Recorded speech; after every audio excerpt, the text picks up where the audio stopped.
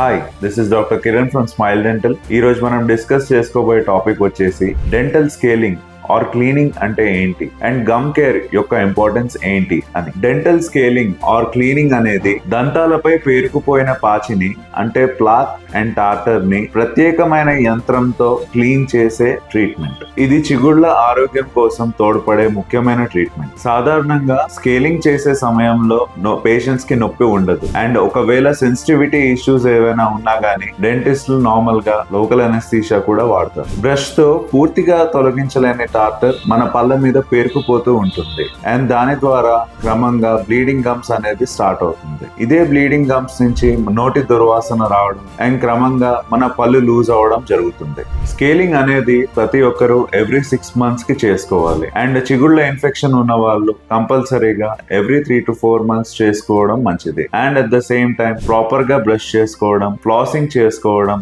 Interdental brushes వాడడం, mouth washes proper గా వాడడం అనేది వెరీ మచ్ ఇంపార్టెంట్.